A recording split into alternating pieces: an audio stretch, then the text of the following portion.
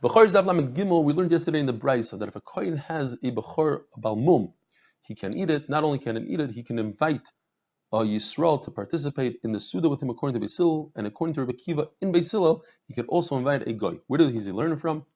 It says in the Torah, Ketzvi v'cha'ayol, that a bechor is like a deer. And just like a goy can eat a deer, he could also eat a bechor. The Tanakama who says he cannot invite a goy is because he doesn't have an extra Ketzvi v'cha'ayol. The Torah says Ketzvi v'cha'ayol 3 times, and all 3 times we have special limudim. The first one, Rashi says he doesn't know what the limud is. Tosfos say they do know, and it's an amazing chiddush according to Tosfos, that a psul mukdashim, an animal that you designated as a carbon that has a mum and you redeemed it, is a psul mukdashim, and it has a halacha like a deer. A deer is a chaya. A carbon that he designated could only be a behema. This animal is a behema and a chaya, and therefore you cannot plow a field with it because you're plowing with a chaya and a behema together, which is klayim, an amazing chiddush. And you can't breed it either because you're breeding 2 animals, a behema and a chaya, together. The second chiddush is that a tzvi and a ayol require shchita just like a behema. The third chiddush is that psul hamikdashim, if they have a bechar, you don't have to give it to the kohen, just like you don't have to give a bechar of a deer to a kohen.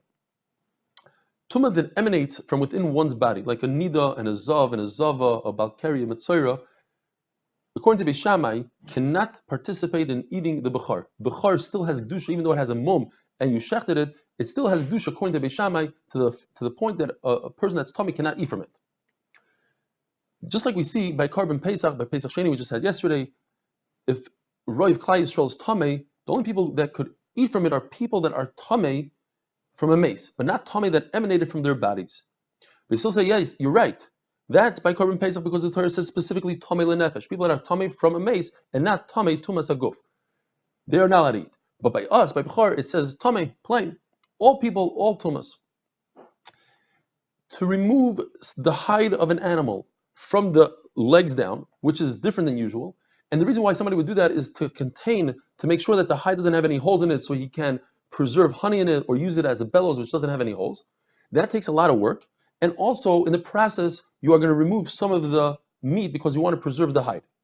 So on Yontif, that's also to do according to everybody because that's too much work. It's shalei l'tzarech Yontif. A bechar, says the Brisa, you're not allowed to do it to, and also to psuli hamikdashim. Why not by a bechar? Because it goes according to Beis Shammai that we just said. Beis Shammai holds that a bechar, even after it has a mum, still retains kedusha. Therefore, a person that's tummy is not allowed to eat it. So by us also, therefore, you have to treat it with more respect. And nicking it and cutting the meat is disrespectful. However, Beis Shammai is not the one that says that you can't skin it from its legs down by psul hamikdashim, because dafka by bechar he holds that you can't do it because the bechar was born like that b'kedusha kalish merechem, whereas psul hamikdashim you have to designate as a carbon. So who does it go according to? Rebbe Elazar Reb Shimon holds that if somebody designated 2 animals for 1 chatas, and you had a kapara from one, you did zrika on one, then the other one has to die. It's one of the 5 chatas that must die. Chatas sheniskaper boleh. However, if one of them has a mum, and you shechted that one with a mum before you shechted and did zrika on the one that doesn't have a mum, then you could eat it according to the Tanakama. Rebbe Elazar Reb Shimon says no. As long as you didn't eat it, and you shechted the one that you want to shecht as a chatos, that chatos ruins it for you, and you cannot eat the one with the mum, even if that one was in a pot on the stove cooking away. Why? Because Rebbe Elazar Reb Shimon holds that psul hamikdashim, even after you redeem it, retains kedusha, and since it retains kedusha, you cannot skin it from its legs down. But it's possible that he holds dafka in this case, but not in the case of bechar, because bechar has much less kedusha than psul hamikdashim, since he can't redeem it. Redeeming shows that the animal has a lot of kedusha. Psul hamikdashim you can redeem, therefore it has a lot of kedusha. Bechar that you can't redeem shows it has very little kedusha. So you'd ask the question.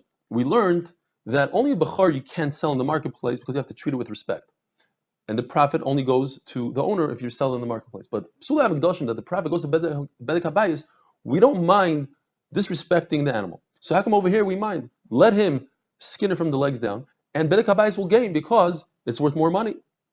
The answer is the hide is worth more money, but the meat on the other hand is worth less money because you nick it. And therefore, bedek habayis doesn't have a gain here. They'll gain on the hide and lose on the meat. There's another reason why you should not skin an animal from the legs down by psul hamikdashim. One reason is because it looks as if you are working a carbon, a hegdish, and the other reason is because since it's hard to find a client for this skin, for the bellows, you'll wait around, and during your waiting time, you might use and shear the animal, and that's also.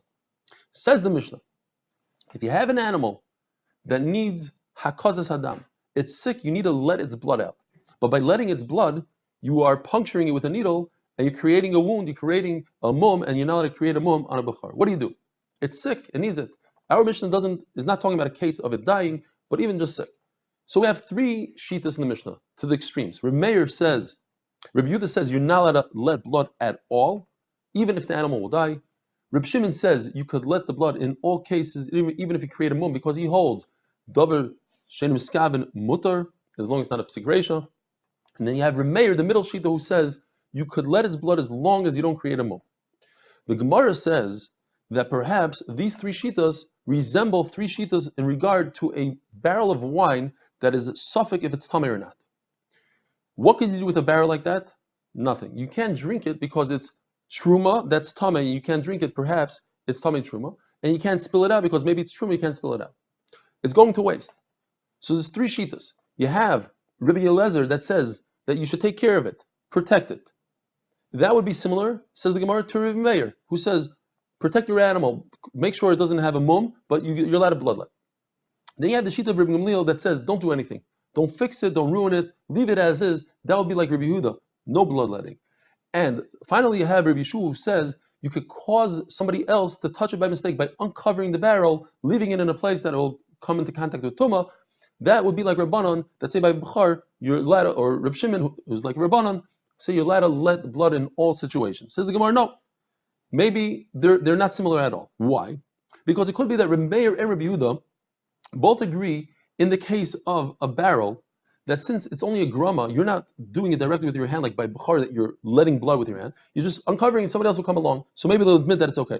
And Reb Gamliel and Reb Eliezer might admit by a Bechar that it's also because you're doing it by hand. And Rabbanon will admit by a barrel that the halach is like Reb Eliezer because maybe Eliyahu Navi will come and be Paishat the Safik will say, it's not tamei, it's tar. The halacha is that you're not allowed to create chametz after chametz.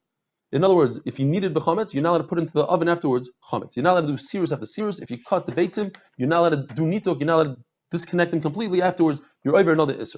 The question is, can you create a mum after another mum? Reb Meir says you're not allowed to because it says kol. Kol means even if it already has a mum. According to Chachamim, you're allowed to because the only time you're chayiv on a mum is if the animal is tamim. What do Chachamim do with the word kol? Very interesting case. You're not allowed to create a grama of a mum. In other words, you're not allowed to put dog food on the animal's ear, knowing that the dog is going to come along and eat the dog food and create a puncture in the ear and create a mum. You're not allowed to do that. Why? Even though it's a grama? Because the Torah says, kol. Have a wonderful day.